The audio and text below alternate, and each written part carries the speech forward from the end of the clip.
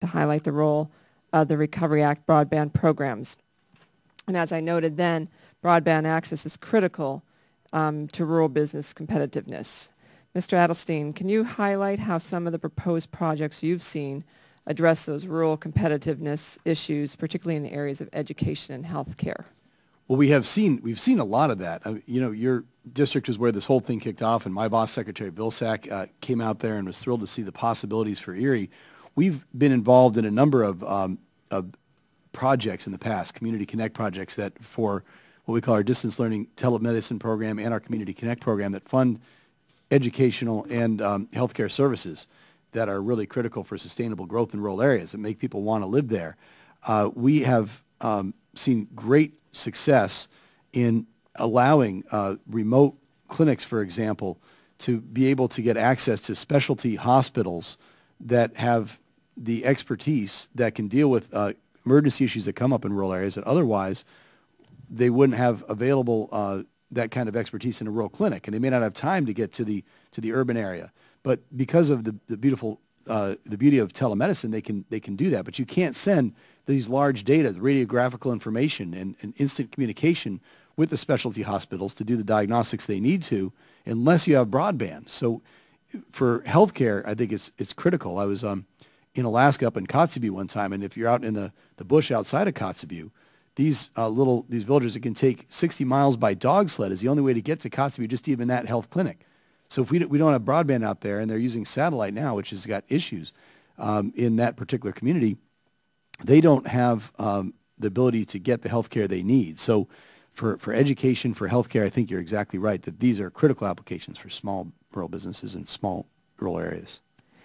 I have a question regarding the actual process of determination as to who actually receives these grants. I had one of the applicants come into my office actually this week, and they have come through highly recommended, but were not recommended by the state. How much is the state's recommendation going to play in this?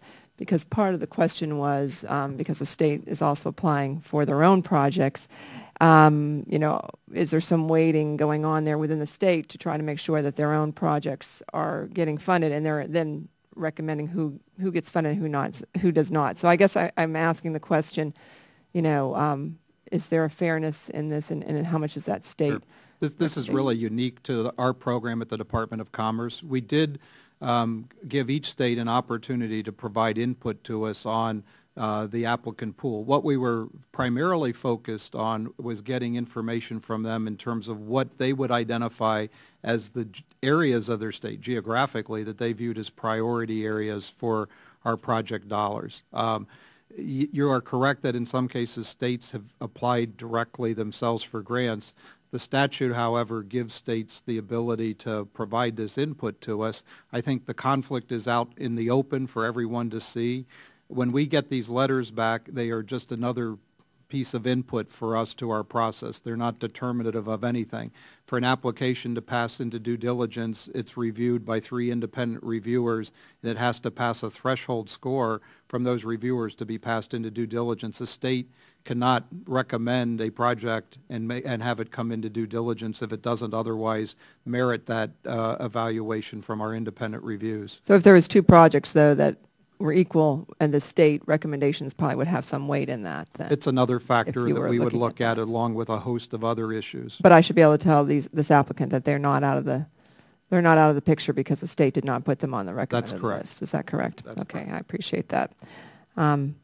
Adelstein, in testimony delivered earlier this year, NTIA's Mark Seifert encouraged applicants that involve partnerships among small businesses and municipalities and others joining together to promote broadband. In my own community, I've got these two applicants, one who came in and talked to me, who have joined together. What steps are being taken to encourage this partnership across the country and as we go into further application process? It's great you raise that issue because it's actually something we're thinking a lot about at USDA. Our Secretary Vilsack, is very interested in regional economic development, being any regions that are banding together to try to work towards the development of that area tend to be more successful historically than those that are operating on their own.